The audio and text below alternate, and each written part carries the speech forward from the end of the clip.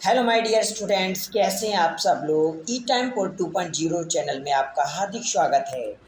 आपका जो ई time code YouTube channel है जिसमें आपको UP board and CBSE and ICSE board से रिलेटेड जो भी चैप्टर्स आपके सब्जेक्ट से रिलेटेड होंगे आपको उसके बारे में जानकारी दी जाएगी, जिससे कि आपके आगामी एग्ज़ाम जो होंगे उनमें आपको अच्छे अंक प्राप्त करने के लिए बहुत ही ज़्यादा सहायता मिल पाए। तो आइए स्टार्ट करते हैं कि आपका जो हिंदी सब्जेक्ट है उससे चर्चा करते हैं। हिंदी सब्जेक्ट में आपका जीवन परिचय पूछा जाता है। जो जीवन परिचय आपका साहित्यिक परिचय के साथ या साहित्य में स्थान के साथ या कृतियों के साथ में पूछा जाता है, तो इसी के उपलक्ष्य में हम आपसे इस प्रश्न के बारे में चर्चा करेंगे। तो हम जानते हैं कि आचार्य रामचंद्र शुक्ल के जीवन परिचय के बारे में हम बात करेंगे। आचार्य रामचंद्र शुक्ल जीवन परिचय जो है आचार्य रामचंद्र शुक्ल जी का होगा। तो आइए स्टार्ट करते हैं आचार्य रामचंद्र शुक्ल जी का जीवन परिचय। आचार्य रामचंद्र शुक्ल जी का जीवन परिचय के बारे में स्टार्ट होता है कि ये हिंदी के प्रतिभा संपन्न समीक्षक एवं साहित्यकार और आचार्य रामचंद्र शुक्ल का जन्म सन 1884 ईस्वी में बस्ती जिले के अगौना नामक गांव में एक संभ्रांत परिवार में हुआ था। इनके पिता चंद्रबली शुक्ल मिर्जापुर में कानूनगो थे। इनकी माता अत्यंत विदुषी धार्मिक महिला थी।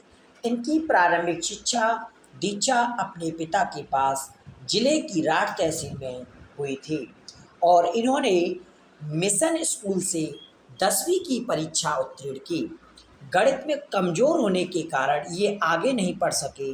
इन्होंने FA इंटरमीडिएट की परीक्षा इलाहाबाद से ली थी, किंतु परीक्षा से पहले ही विद्यालय छूट गया। इसके बाद इन्होंने मिर्ज़ापुर के न्यायालय में नौकरी प्रारंभ कर दी। यह नौकरी इनके स्वभाव के अनुकूल नहीं थी, अतः ये मिर्ज़ापुर के मिशन स्कूल में चित्रकार के अध्यापक हो गए।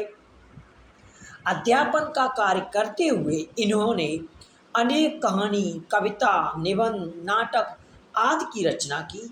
इनसे प्रभावित होकर इन्हें हिंदी शब्द सागर के संपादन कार्य में सहयोग के लिए श्याम सुंदर दास जी के द्वारा काशी नागरी प्रचारी सभा में सम्मान में बुलाया गया। काशी नागरी प्रचारी सभा के सम्मान में बुलाया गया। इन्होंने 19 वर्ष तक काशी नागरी प्रचारी पत्रिका का संपादन भी किया। कुछ समय बाद इनकी नियुक्ति काशी हिंदू विश्वविद्यालय में हिंदी विभाग के प्राध्यापक के रूप में हो गई और श्याम सुंदर दास जी के अवकाश प्राप्त करने के बाद ये हिंदी विभाग के अध्यक्ष भी हो गए। स्वाभिमानी और गंभीर प्रकृति का यह हिंदी का दिग्गज साहित्यकार सन 1941 ईस्वी में स्वर्गवासी हो गया। इनकी कुछ प्रमुख रचनाएं हैं तो जो इस प्रकार से हैं। शुक्ल जी एक प्रसिद्ध निबंधकार, निष्पक्ष आलोचक, श्रेष्ठ इतिहासकार और सफल संपादक थे। इनकी रचनाओं का विवरण इस प्रकार से है। इन्होंने निबंध लिखा, चिंतामणि और विचार भी थे। आलोचना में बात करें तो शुक्ल जी के आलोचना के सम्राट रहे हैं। इन्होंने रसमीमांसा, इसके सैद्धांतिक आलोचना संबंधी जो है इनकी रश्मिमांसा, विचार भी थी, ये सभी रचनाएं इनकी आती हैं पेपर में। तो किन्हीं एक रचना का आप उसको स्मरण करके जाएं जिससे कि पेपर में आप लिख पाएँ। और साहित्य में स्थान, तो साहित्य में स्थान के बारे में बात करेंगे तो हिंदी निबंध को नया आयाम देने वाले शुक्ल जी हिंदी साहित्य के मूर्धन्य आलोचक, श्रेष्ठकार, निबंधकार और निष्पक्ष इतिहासकार, महान शैलीकार एवं युग प्रवर्तक साहित्यकार थे। हिंदी के काल को शुक्ल युग के नाम से संबोधित किया जाता है।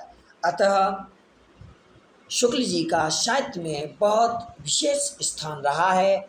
धन्यवाद। आपको मेरी वीडियो कैसी लगी हो तो मेरे कमेंट बॉक्स में ज़रूर बताएं, जिससे कि आपके इस कमेंट में जो भी आपका अच्छा व्यूज़ मुझे मिलेगा, अच्छा पॉइंट ऑफ व्यू मिलेगा, जिससे कि मैं अपनी आने वाली नई वीडियो को और अच्छे से इम्प्रूवमेंट करा पाऊँ।